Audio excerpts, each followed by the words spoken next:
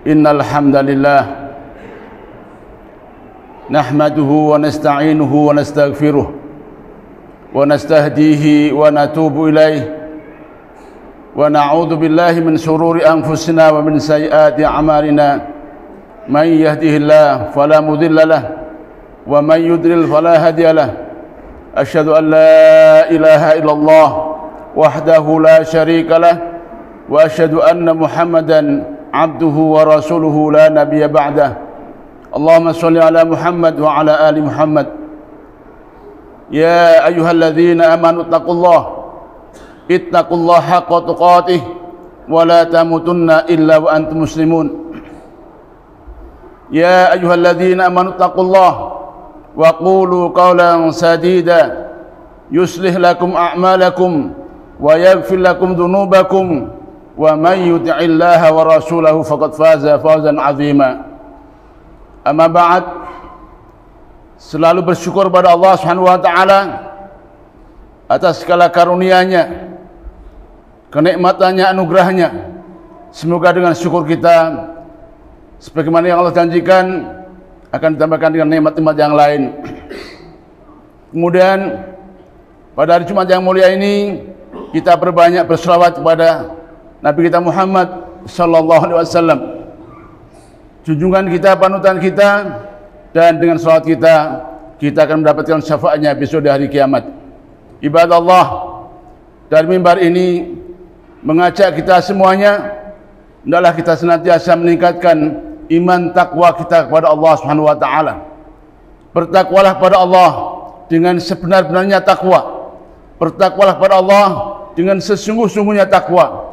Kapanpun, dimanapun kita berada, kita laksanakan perintah-perintahnya dan kita jauhi larangan-larangannya. Ibadallah, mempelajari, menghayati, mentadaburi kisah para pendahulu kita, para anbiya dan rasul, merupakan perintah Allah Subhanahu wa taala, dan itu adalah ibadah. Allah berfirman, faqsusil qasasa la'alakum yatafakkarun. Kisahkanlah, ceritakanlah kisah-kisah terdahulu agar supaya kalian berfikir. Ibadallah, salah seorang daripada para rasul kita adalah Nabiullah Khalilullah Ibrahim alaihissalam. Mempelajari kisah beliau sangat amat banyak pelajaran yang dapat kita dapatkan. Allah berfirman, a'udzubillahi minasyaitonir rajim, wa idzibtala Ibrahim rabbuhu bikalimatin fa'atammahun qala inni ja'iluka lin-nasi imama. Dan ketika Allah menguji Nabi Ibrahim dengan bermacam-macam ujian, semuanya beliau sempurnakan dengan sebaik-baiknya. Kemudian Allah menjanjikan akan menjadikan sebagai imam. Ibadallah, Nabi Ibrahim alaihissalam terlahir dalam kegelapan jahiliyah, antara penyembah berhala kayu dan batu, penyembah penguasa rajanya Namrud, penyembah bintang, matahari dan bulan. Itulah kehidupan pada waktu itu. Beliau selalu merenung, memikirkan, mencari hakikat ilahiyah yang disembah yang sesungguhnya, yang akhirnya beliau harus melawan budaya jahiliyah kaumnya sendiri, bahkan ayahanda sendiri, yang akhirnya beliau diusir, yang kemudian bahkan dibakar oleh Namrud dan bala tentaranya. Ibadallah, Nabi Ibrahim kemudian berhijrah dari negeri asalnya Babilonia, berangkat ke Palestina hanya dengan 2 orang. Seorang istri beliau Sarah, yang kedua adalah ponakan beliau Lut alaihissalam. Jamaah berbahagia rahmatullah, setelah sekian tahun lamanya, bahkan puluhan tahun, 100 tahun beliau tidak mendapatkan keturunan. Itu juga ujian dari Allah Subhanahu wa taala. Yang akhirnya beliau hijrah berdakwah dari Palestina ke Mesir. Sepulang dari Mesir, beliau mendapatkan hadiah seorang jariyah, budak perempuan yang solihah, Hajar alaihissalam. Kemudian beliau nikahinya. Setelah ujian yang lama, akhirnya beliau mendapatkan keturunan seorang bayi mungil yang kecil, yang lucu, yang cerdas, Ismail alaihissalam. Belum selesai dengan ujian-ujian beliau. Beliau akhirnya justru dicemburui oleh istri pertamanya, Sarah, yang akhirnya beliau harus berhijrah dari Palestina ke negeri nan jauh di Makkah, negeri yang tandus gersang tanpa tumbuh-tumbuhan. Setelah sampai di Mekah, beliau tinggalkan keluarganya di lembah yang kering kerontang. Wa id bawa'na li Ibrahim makanal bait, di sisi rumah Allah Ka'bah. Disitulah keluarga kecil Ibrahim alaihissalam. Tidak lama kemudian Nabi Ibrahim diperintahkan agar kembali ke Palestina, melanjutkan dakwahnya, menengok keluarga pertamanya, Sarah. Kita bisa membayangkan jamaah yang berbahagia rahmatullah, seorang Hajar, seorang perempuan, seorang ibu dengan anak bayinya harus hidup seorang diri sebatang kara tanpa suami. Suami berpamitan meninggalkan istri dan anak kecilnya di lembah yang kering dan kerontang di Makkah. Pada waktu itu Sarah, Hajar, sempat ragu-ragu karena bagaimana bisa menghidupi dirinya dan anak bayinya. Nabi Ibrahim pelan-pelan meninggalkan Hajar dan bayinya Ismail alaihissalam. Setelah berkali-kali Hajar bertanya, "Ya Ibrahim, engkau tinggalkan kami, istri dan anak kalian?" Tanpa jawaban. Melangkah demi selangkah, Ibrahim meninggalkan istri dan anaknya. Kemudian sadarlah Hajar bahwa suaminya atas perintah Allah Subhanahu wa taala. Dengan imannya ia berkata, "Allahu amaruka hadza ya Ibrahim?" Wa Ibrahim, Allahkah yang memerintahkanmu? Nabi Ibrahim kemudian sejenak berdiri di bukit sembari berdoa. Sembari berdoa, memanjat doa pada Allah Subhanahu wa taala dan berkata, "Rabbana inni askantu min dzurriyyati biwatin ghairi dzi zar'in inda baitikal muharram." Wahai Allah, aku titipkan keluargaku, anak keturunanku di lembah yang kering. Pada saat itulah jamaah yang berbahagia rahmatullah sadar paham bahwa suaminya diperintah Allah. Beliau berkata, "Idzan la yudhi'an Allah." Kalau demikian pasti Allah tidak akan menyia-nyiakan kami. Nabi Ibrahim terus berjalan pergi meninggalkan istri dan anaknya. Jamaah yang berbahagia rahmatullah, ujian belum selesai. Setelah beberapa tahun kemudian Nabi Ibrahim kembali ke Mekah menengok istri dan anaknya. Ternyata Mekah sudah berubah.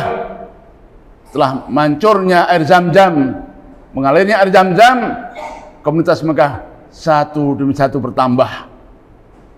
Para kafilah Yaman yang berdagang ke Palestina singgah bahkan berumah tangga di Makkah sekitar Ka'bah.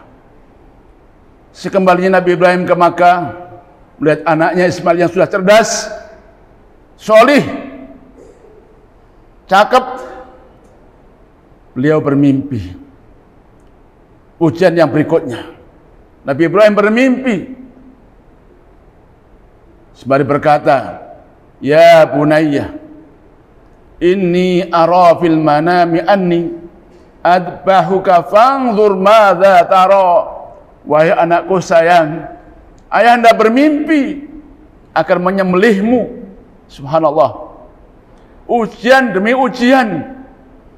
Anak sudah sekian tahun lamanya dinanti-nantikan kelahirannya, kedewasaannya justru disuruh menyembelih, disembelih. Masya Allah.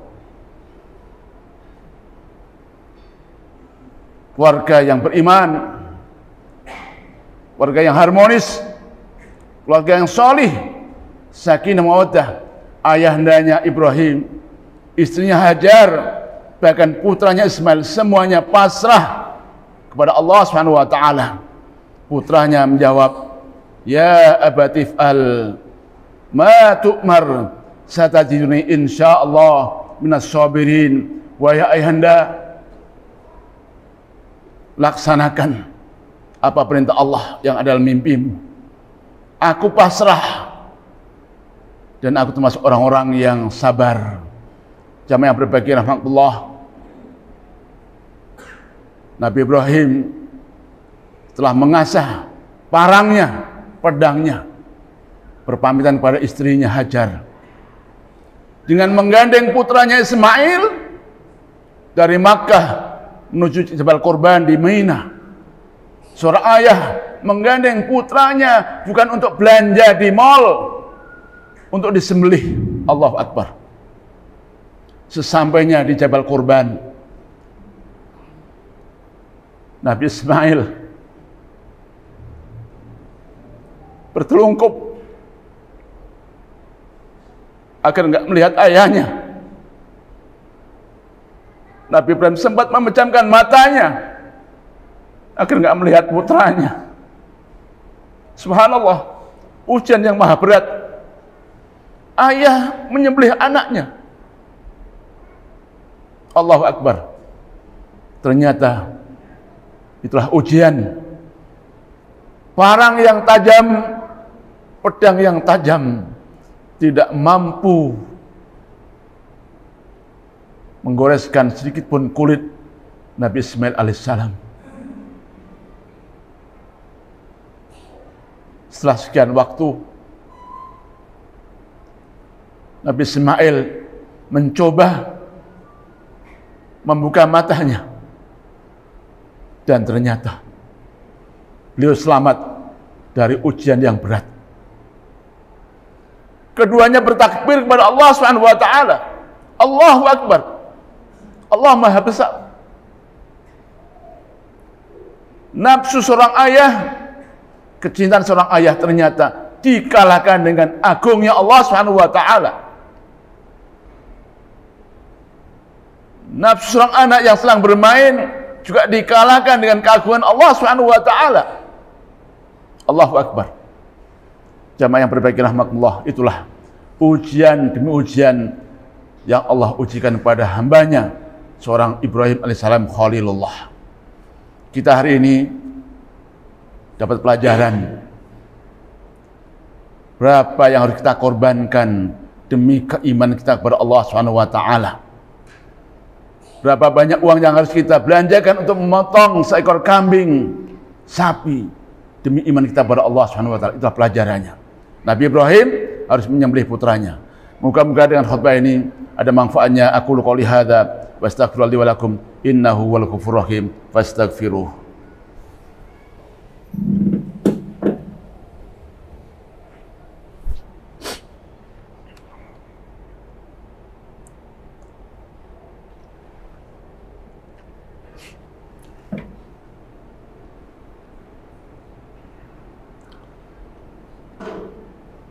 Alhamdulillahilladzi hadana li hadza wa ma kunna linahtadiya laula an hadana Allah.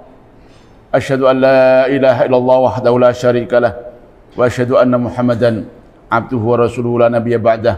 Allahumma shalli ala Muhammad wa ala ali Muhammad. Ibadallah, usikum wa iyaya bi taqwallahi azza wa jalla. Ittaqullaha fis sirri wal alan, ittaqullaha mastata'tum. Ala wa sallu wa sallimu alal bashir nadhir. Innallaha wa malaikatahu yusholluna 'alan nabi. Ya ayyuhalladzina amanu shallu 'alaihi wa sallimu taslima. Allahumma shalli ala Muhammad wa ala ali Muhammad kama shallaita ala Ibrahim wa ala ali Ibrahim wa barik ala Muhammad wa ala ali Muhammad kama barakta ala Ibrahim innaka Hamidum Majid bimanika wa karamika ya arhamar rahimin. Allahumma ighfiril mu'minina wal mu'minat wal muslimina wal muslimat al ahya'i minhum wal amwat innaka sami'un qaribun mujibud da'wat. Allahumma a'izzal Islam wal muslimin. Allahumma a'izzal Islam wal muslimin. Allahumma ansur man nasruddin wahdhul man khadhal Islam wal muslimin wa dammir a'da'aka a'da'ad-din innaka ala kulli syai'in qadir.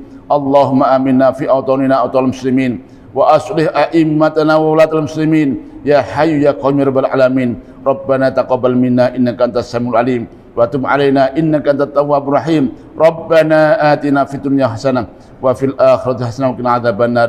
Walhamdulillahi rabbil alamin. Wa aqimus shalah.